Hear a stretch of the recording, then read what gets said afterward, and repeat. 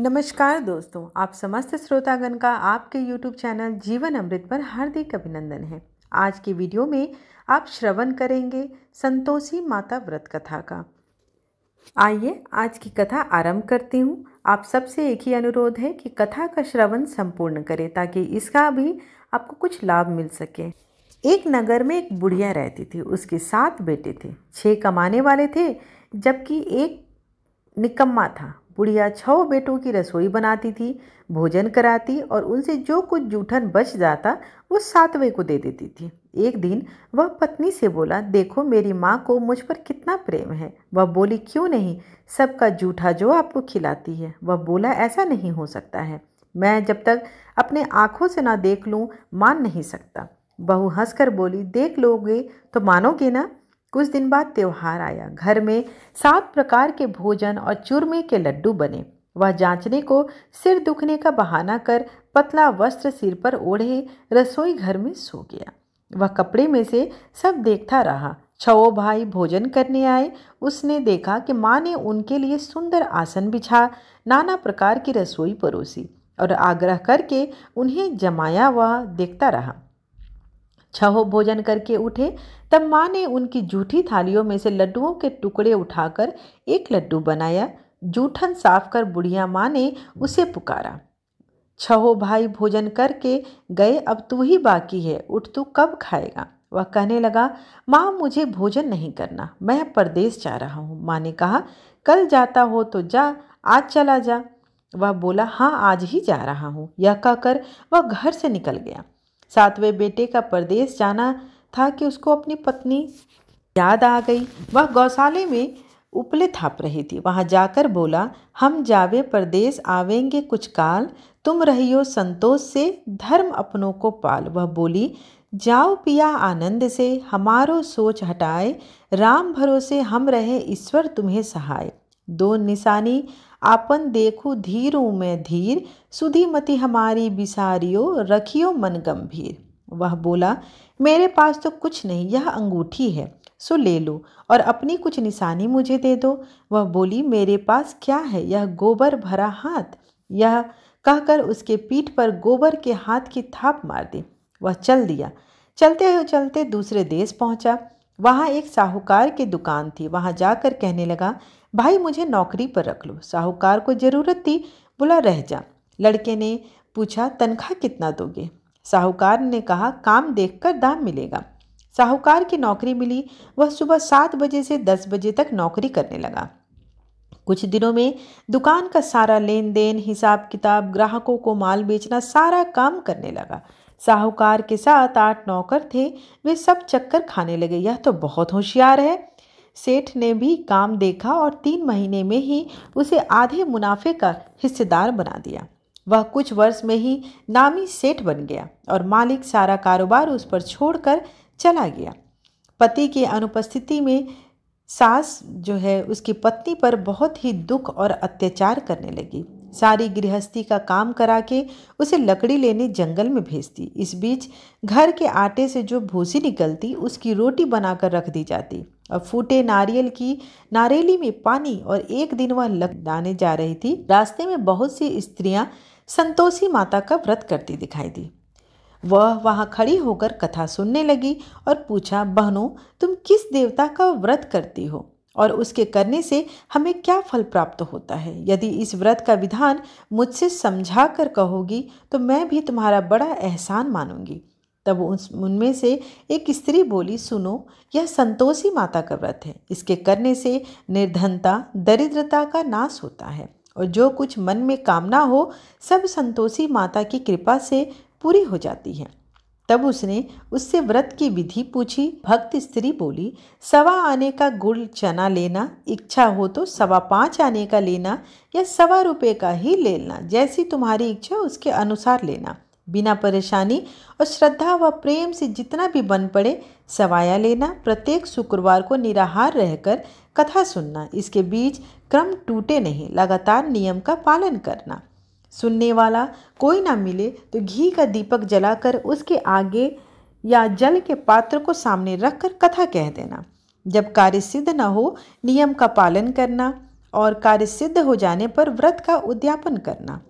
यदि किसी के ग्रह खोटे भी हों तो भी माता वर्ष भर में कार्य सिद्ध कर देती है। फल सिद्ध होने पर उद्यापन अवश्य करना चाहिए, बीच में नहीं।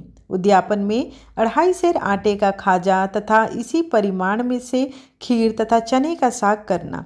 8 लड़कों को भोजन कराना। जहाँ तक मिले देवर जेठ भाई बंधु हो, न मिले तो रिश्तेदारों और पास पड़ोसियों को बुलाना।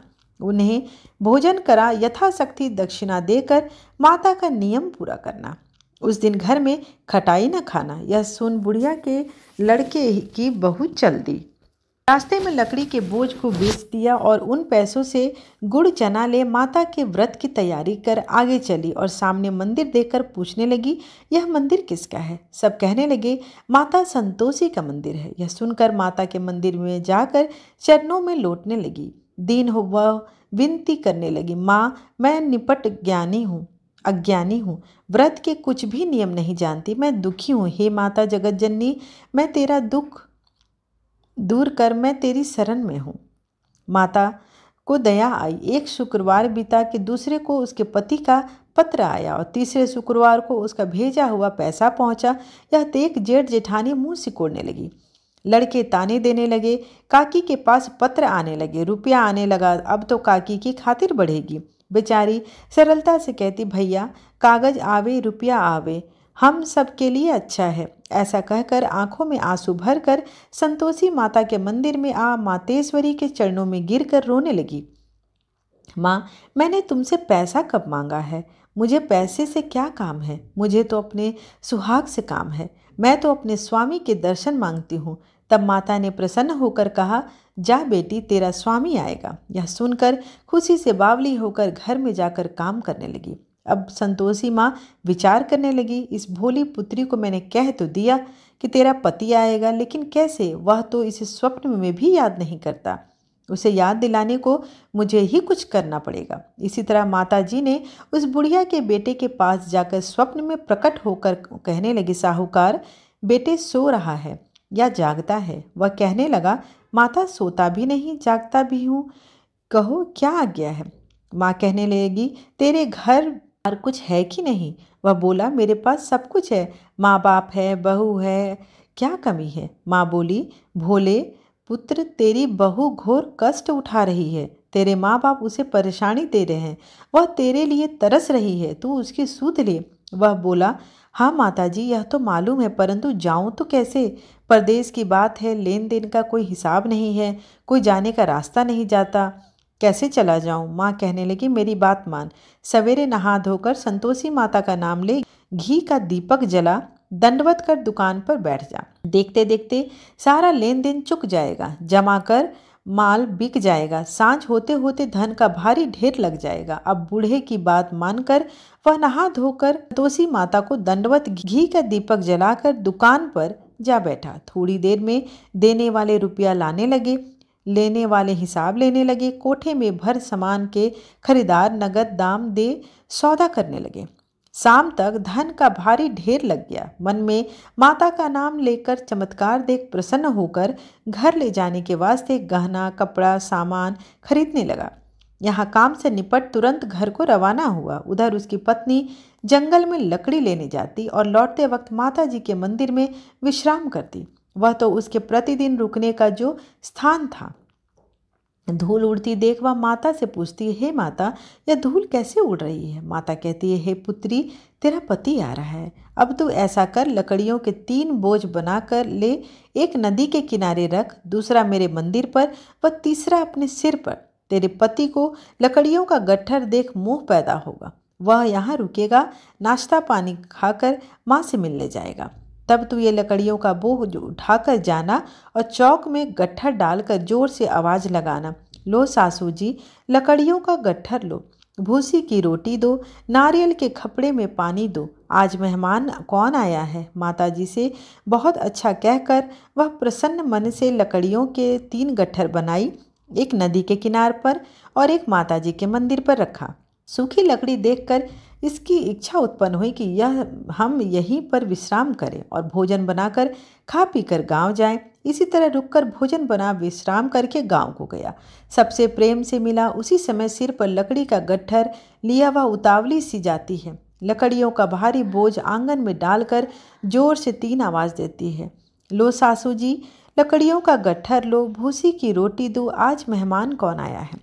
यह सुनकर उसकी सास बाहर आकर अपने दिए हुए कष्टों को भुलाने हेतु कहती है, बहू ऐसा क्यों कहती हो, तेरा मालिक ही तो आया है।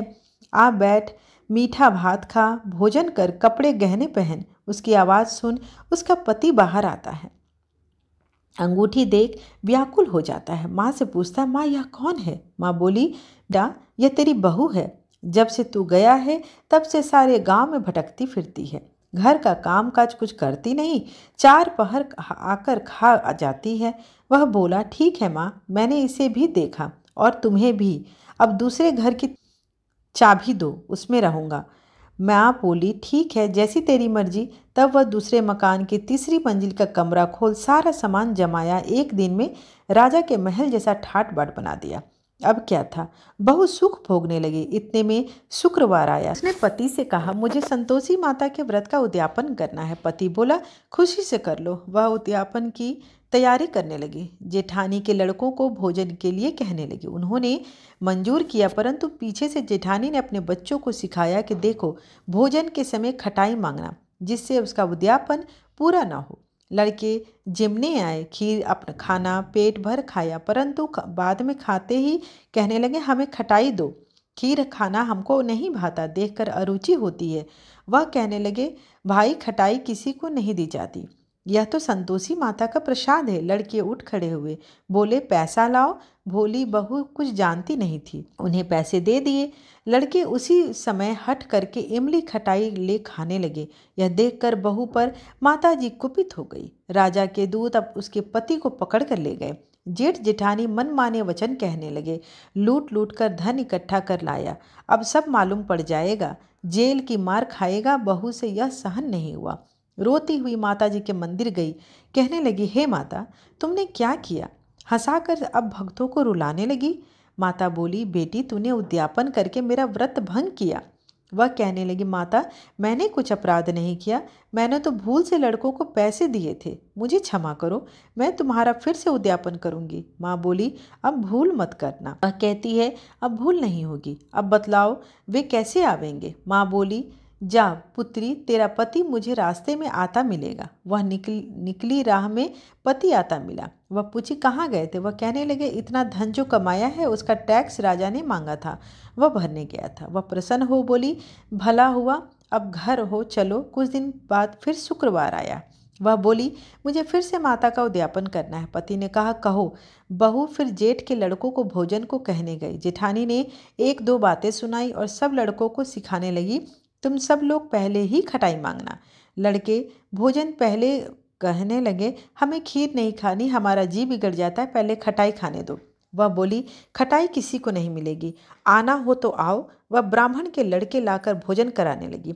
यथाशक्ति दक्षिणा की जगह 1-1 फल देकर उन्हें विदा किया। माता संतोषी प्रसन्न हो गई। माता की कृपा होते ही 9वें मास में उसके चंद्रमा के समान सुंदर पुत्र भी प्राप्त हुआ। पुत्र को पाकर प्रतिदिन माता जी के मंदिर को जाने लगी। माँ ने सोचा, यह रोज आती है, आज क्यों ना इसके घर चलो। यह विचार कर माता ने भयानक रूप बनाया। गुड़ चने से सना मुख, ऊपर सूंड के समान होठ, उस पर मक्खियाँ भिन भिन करती हुई, देहली पर पैर रखते ही उसकी सास चिल्लाई, देखो रे, कोई चुड़ैल डाकनी चली आ रही है, लड़कों इसके भगाओ, नहीं तो किसी को खा जाएगी। लड़के भागने लगे, चिल्लाकर खिड़की बंद करने लगे।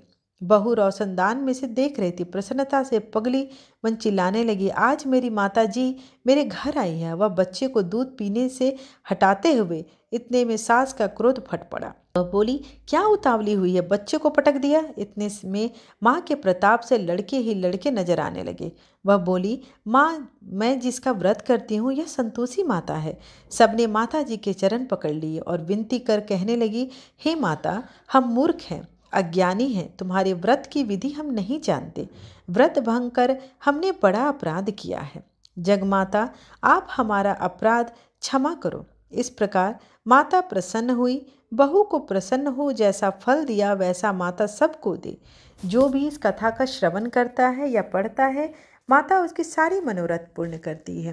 प्रेम से बोलो संतोषी माता की जय।